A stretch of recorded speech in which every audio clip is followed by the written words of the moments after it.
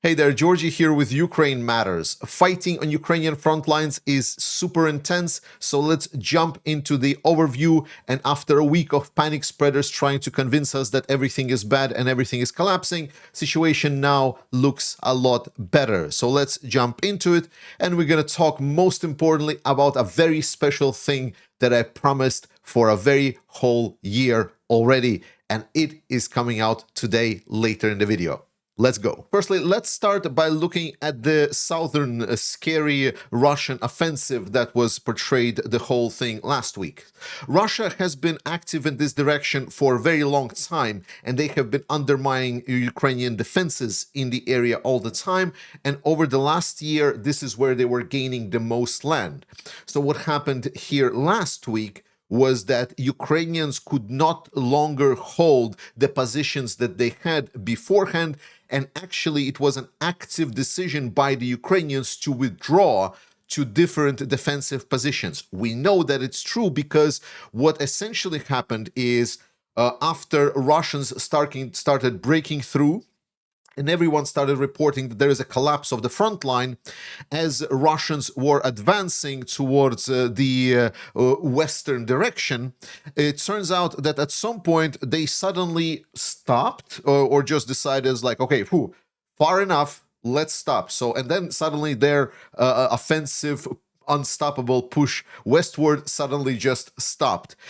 So what happened is basically, yes, Ukrainians just withdrew from some of the settlements that they were not able to hold to different positions. Now, the new positions that Ukrainians are looking to hold don't look too stable, to be honest. It's going to be problematic for Ukrainians to hold all of these, specifically because Russians actually were able to move to the area right here at the north. This is where the kind of the main supply road, so to say, was going, and this is going to be problematic for this whole area right over here. But the fact that it's going to be problematic for that area doesn't mean that it's going to suddenly collapse, doesn't mean that Russia is just going to roll through it. It's what's going to happen here is the same thing that were happening all year round so far. Now, there are still systemic problems for Ukrainians here, but most importantly, we saw that within the 5 days after Russia claimed the settlements, for example, if we want to focus on something, Rivnopilya, which is located right over here, in the last rest of the week, they barely advanced whatsoever. So all in all, this direction, again, is a little bit more stabilized, despite the fact there are still systemic problems here and Ukrainians need additional reinforcements here. Then let's move a little bit towards the north. And here we're interested in specifically this settlement of Novopavlivka. This was another of these very unusual cases that happened on the front line. Russians here were mostly being stopped around these areas right over here. However, suddenly we got notification that because of the thick fog that there was overlaying this area and Russians were able to hide from Ukrainian drone operators, they were able to push a mechanized column into the settlement of Novopavlivka. The reports are ranging from 1 to 2 fighting vehicles all the way up to 7 to 10 fighting vehicles that made it to the settlement. Since then, Ukrainians have posted a lot of videos of these vehicles being burned down by the drone operators as the fog was subsiding. However, the fact of the matter that the vehicles have been destroyed doesn't really state whether or not the people that those vehicles were carrying, were they completely kicked out of Novopavlivka.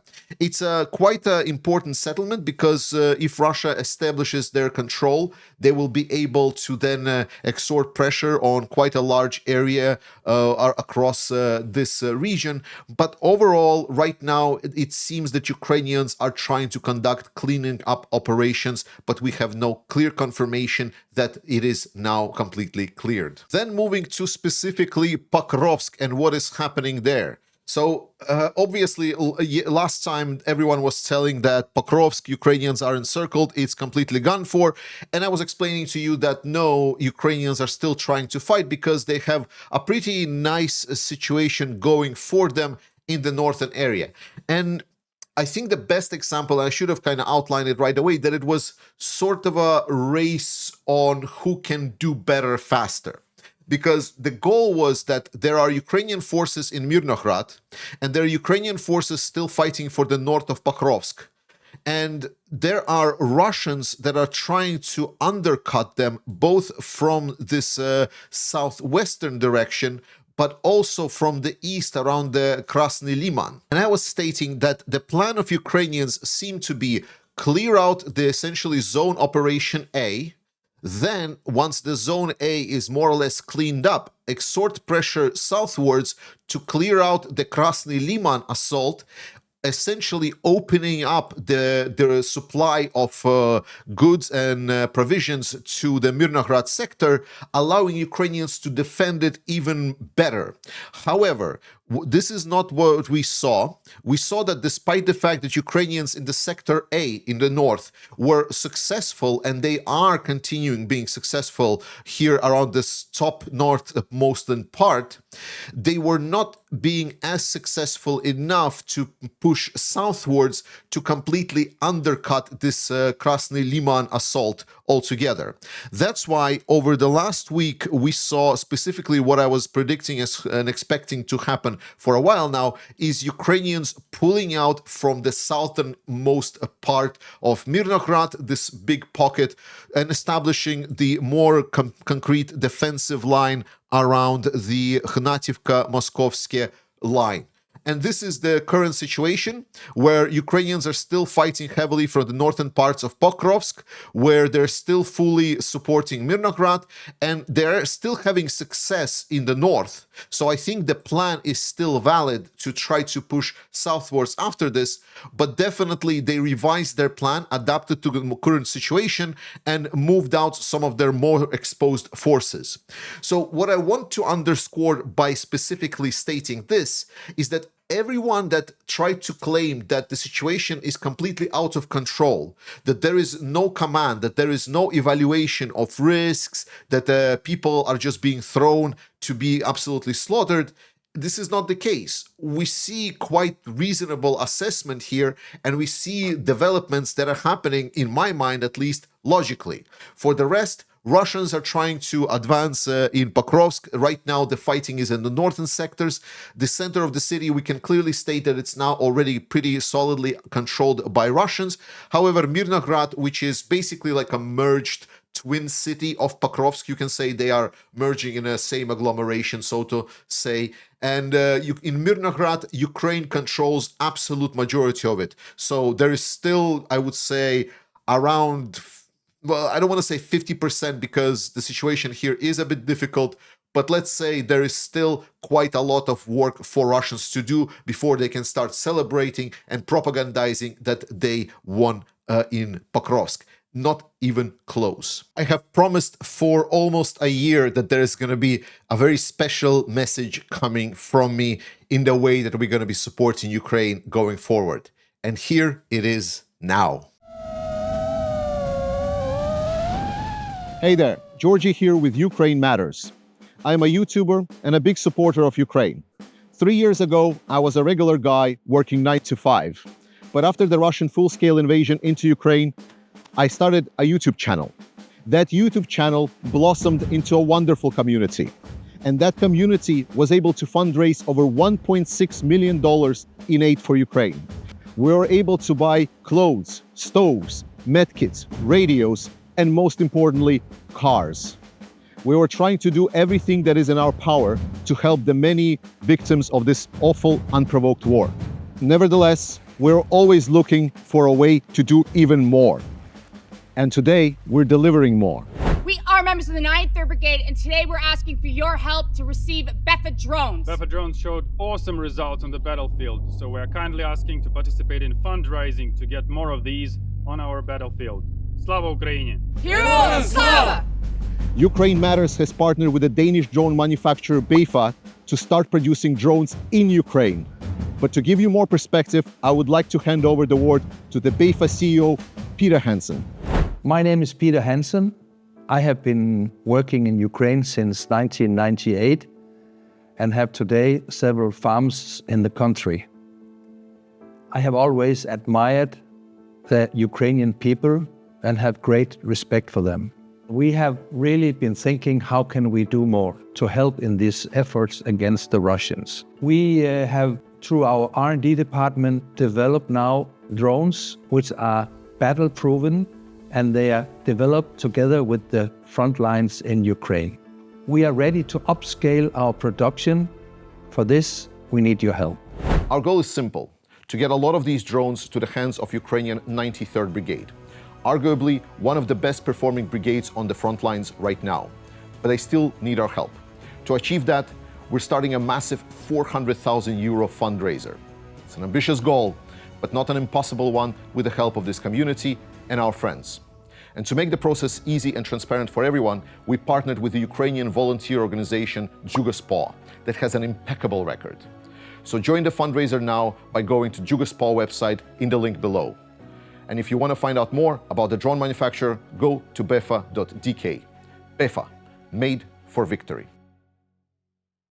Yes, a whole-blown exclusive partnership with a drone company. This will give us behind the scenes, access to footage, and most importantly, for now, this is only the FPV drones, but there is so much more under the hood that is coming, and this is just Act 1. So let's continue supporting Ukraine, and we are now moving it into the next gear. Moving towards the north of Pokrovsk, around Kostatinivka, here we see multiple activities from Russian side. Russia tried to move towards Rusin Yar with their armored column. Unfortunately for Russian, it ended up with a nice videos coming from the Ukrainian armed forces of burning down all of the Russian efforts. There are also reports that because of the thick fog, Russians were also able to advance towards the main outskirts, to the far outskirts of Konstantinivka, and start some kind of fighting over there. It was very light groups, so far it is too early to state that anything is captured or Russians have secured certain positions. Additionally, there was like one Russian guy on the outskirts of Siversk reported by the drone footage. So this doesn't tell us anything, but I know that people will probably see it reported somewhere that Russians are attacking on Siversk. Liman sector is surprisingly doing more well than not. Here, the whole sector was kind of, again, falling apart and Ukrainians were collapsing, if you believe the propaganda channels. But then Ukrainian command have appointed General Drapati to oversee this direction, and sort of like magic, with the improved command structure and actual very competent commander coming to the position, we saw significant improvements on the direction. Russians are not stopping their efforts on trying to attack towards the direction of Liman, but it is definitely not as successful as before, despite all of their efforts. Moving northwards towards Kupiansk, here we saw a very interesting situation. Ukrainian armed forces reported that they've completely removed logistics of Russians from the north to south of the city, so technically stating that Russians within the city are cut off. Yet within the city itself, we see both video footage coming from Russians where they're attacking certain buildings, and then basically a street after that, we see Ukrainians posting a video of them attacking certain building. So it's a complete gray zone. It's a very misleading here that this is all colored as red.